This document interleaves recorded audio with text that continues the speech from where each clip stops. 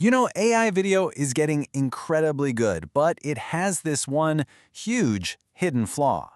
It's forgetful. You've probably seen it, right? It creates these amazing worlds that just drift and distort and kind of fall apart right in front of you. Well, today, we are diving deep into a new framework called Spatia, and it aims to solve this problem by giving AI something it has desperately needed: a real, persistent 3D memory. Let's get into it.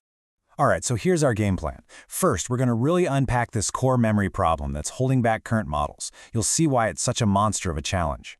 Then we'll introduce Spatia and its super elegant solution, this 3D point cloud memory. From there, we'll pop the hood and look inside its architecture, see how it cleverly separates the static background from all the action, and of course, see how it stacks up against the competition. And finally, we'll look ahead at the absolutely incredible new doors this technology is about to unlock. So let's kick things off with a problem I'm sure you've noticed. You ask an AI to generate a video, maybe a camera, moving through a cool art gallery. The first 2 seconds? Flawless. But then, as the camera keeps moving, you notice that painting on the far wall, wasn't it a different color a second ago? Or maybe a sculpture that was in the corner has just vanished. That's what we call a lack of spatial and temporal consistency. The AI is basically winging it, making up the world frame by frame, because it has no stable underlying memory of the place it's supposed to be in. But why does that happen?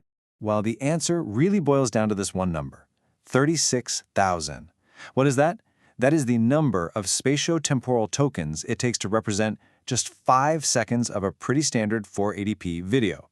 Now, a spatial-temporal token is just a fancy way of saying a tiny, compressed chunk of information that describes a little piece of the screen for a fraction of a second. The AI has to juggle all of these just to create a short clip. And 36,000 for 5 seconds, that is an absolutely staggering amount of data. And this, right here, is where the scale of the problem just slaps you in the face. That same 36,000 token capacity that gives a video model a measly 5 seconds of memory, it lets a large language model, like ChatGPT, remember about 27,000 words of text. That's basically a short novel.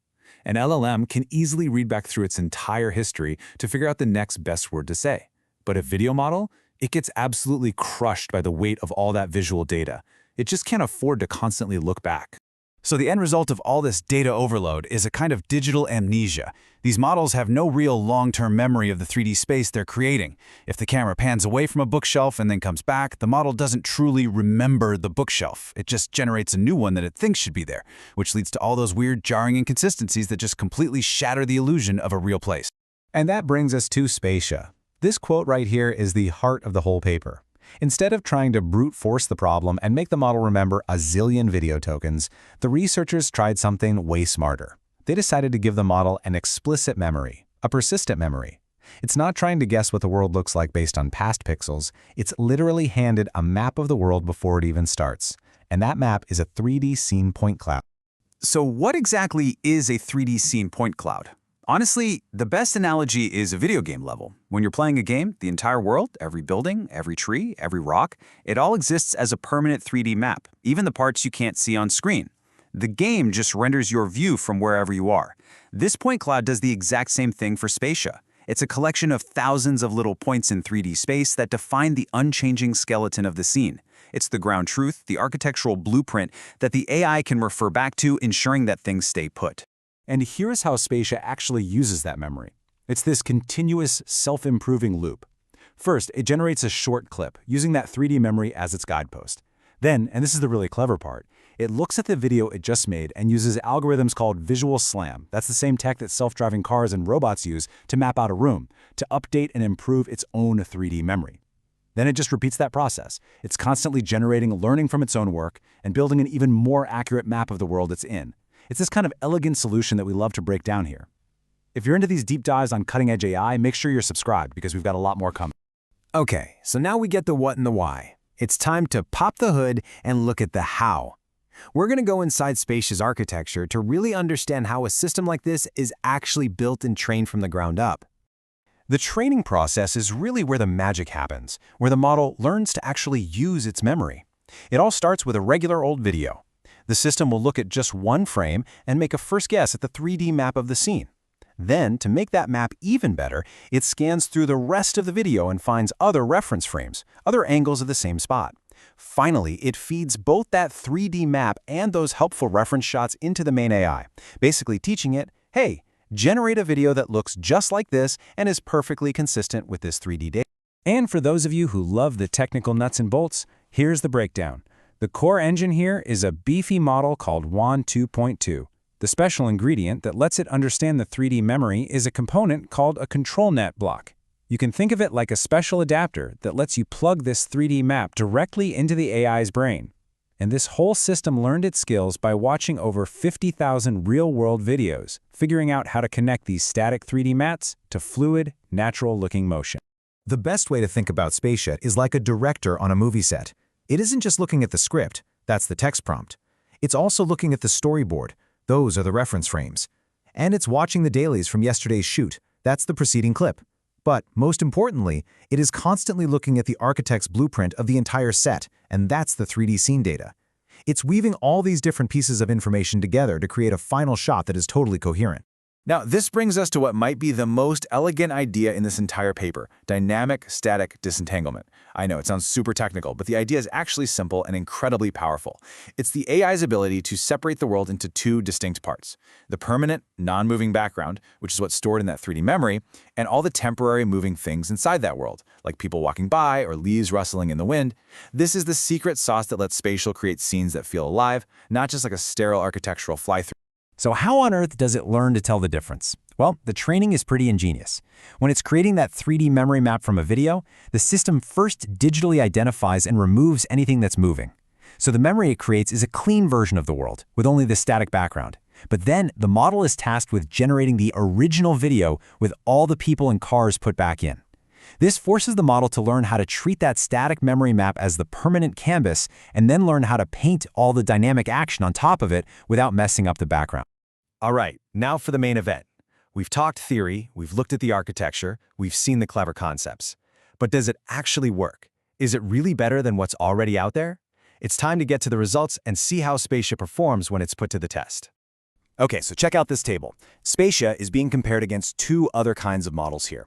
On top, you have static scene models. These guys are amazing at 3D consistency. Look at that 84.39, but they can't do motion at all. Then you have your typical foundation models, like the text-to-video tools you see online. They can handle motion, but their 3D consistency is way down at 68. Now look at Spatia. It scores an 86.4 in 3D consistency, beating the specialists, while also getting an 80.26 in motion smoothness, which just blows the foundation models out of the water.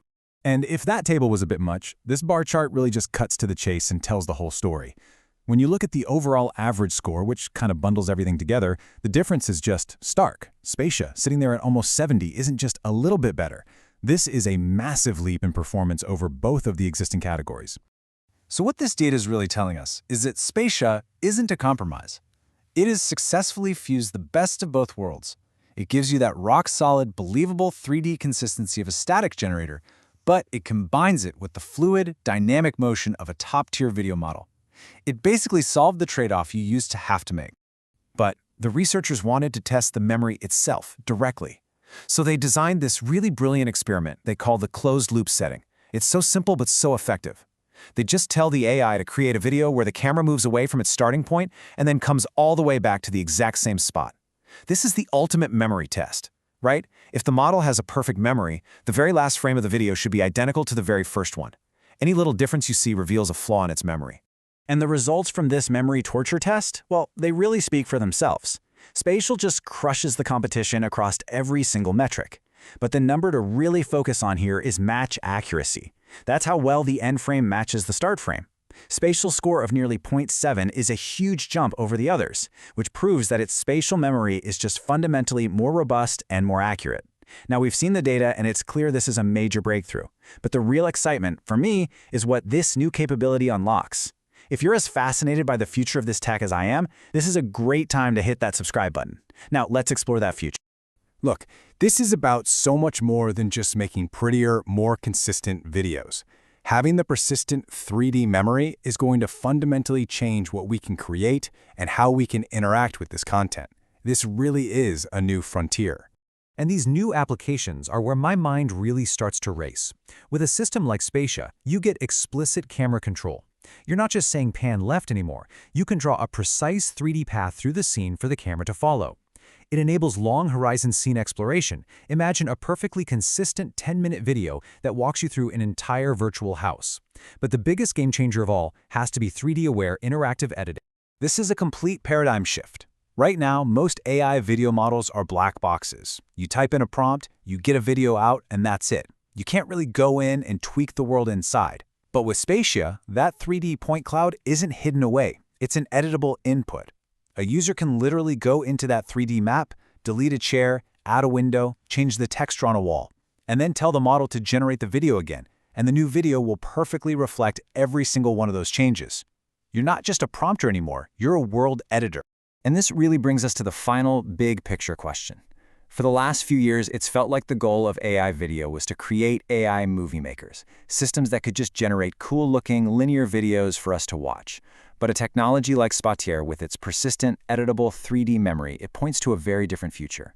Maybe the real endgame here isn't about making AI movie makers. Maybe it's about making AI world builders, tools that let us create entire, persistent, consistent, interactive digital spaces that we can explore, change, and share. And that, to me, is the truly exciting future that this research is leading us towards. Thanks for tuning in.